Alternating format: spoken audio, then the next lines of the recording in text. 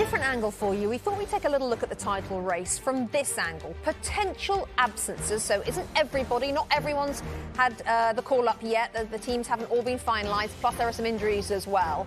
But in terms of the Africa Cup of Nations that's on the way and the Asian Cup, this is among the top five. Endo, Salah, Traore from Aston Villa, Tomiyasu, El Neni Arsenal, Bissouma, Heung-Min Son, Papsar from Tottenham. City at the bottom there, you can see, not expected to send any players.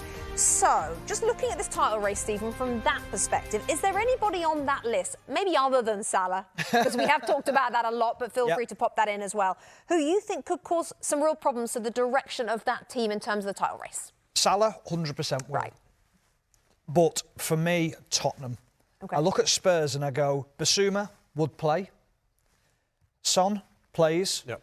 Papsar plays.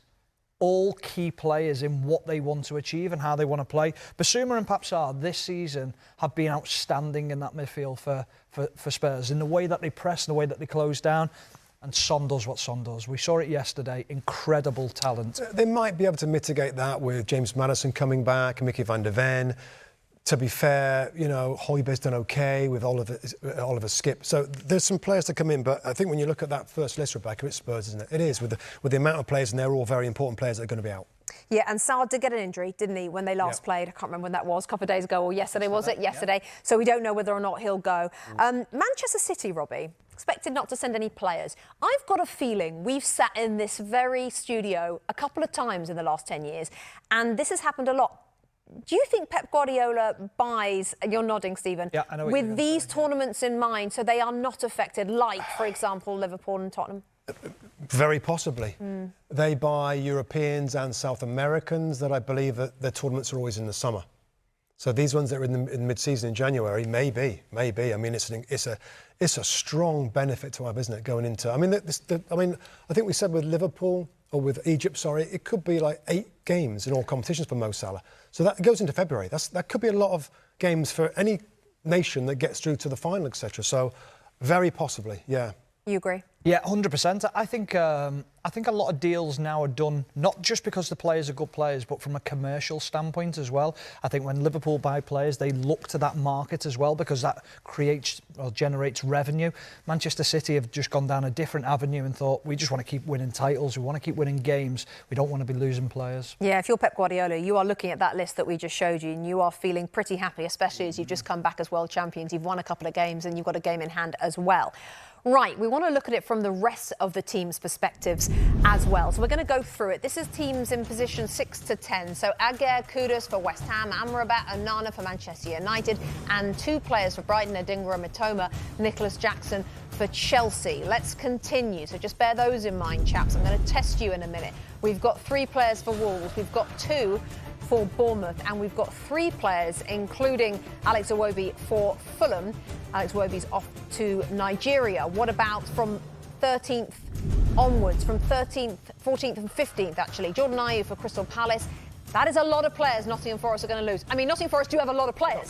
So they get their own page. To be fair, they always get their own page. So that's a 6 for Nottingham Forest, who are off potentially. And then let's take a look at the bottom 5. Fewer, although Brentford have got 3, and they're 3 big ones, especially on Onyeka and Wissa.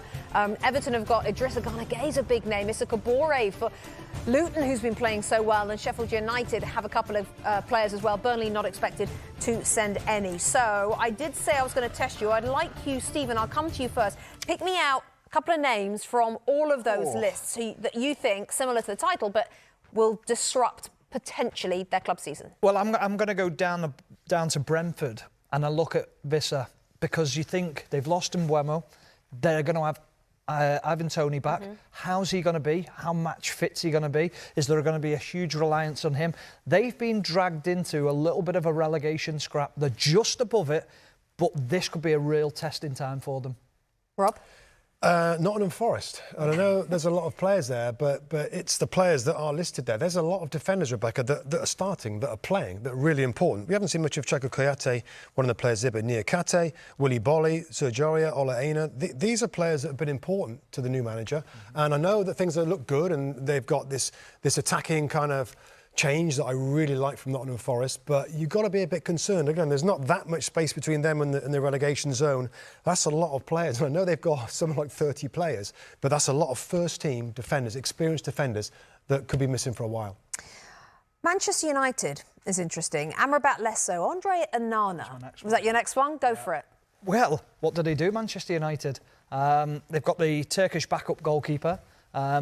Does he now get that opportunity? Do they now think, is it an opportunity to go and get someone on a free transfer? Who is out there? Who's free? Do they go and buy someone? That will be a really interesting situation, because maybe a month ago we'd have said he needs that break, he needs to go. But he's sort of gone under the radar of late. He's actually played OK, he's been sound. But that is a very interesting situation. You got any others for me, Rob? I'm just looking at Nicholas Jackson for Senegal, for Chelsea striker, that's looked, I mean, hot and cold, maybe warm and cold, maybe a break from Chelsea in an international competition might do him some favours. We know Nkunku is coming back to full fitness for them. So that's interesting, because I get frustrated watching Nicholas Jackson. You know, he's had a tough time of it. I think the fans are starting to give him a little bit of a hard time as well. So maybe him going away is going to be interesting for Chelsea. One other, Kudus for West Ham. It's a big loss for them. That's a huge loss. I mean, it's so interesting, isn't it? Because you want to play for your nation, but you also want to play at the highest level in the Premier League. And when you found your feet, you're enjoying your football, you want to continue playing. So that's a big loss. Sorry, one more, the last few seconds. Hee Wang. Yeah. Who's been one of the most, under the radar, brilliant attackers this season. He's going to be missed by Wolves. Hi there, I'm Rebecca Lowe, studio host for NBC's coverage of the Premier League. Don't forget to hit subscribe to watch more videos all season long. And for even more Premier League content, from original series to live matches, head over to Peacock. And be sure to tune in for Premier League mornings every weekend on USA Network and on Peacock. We will see you there.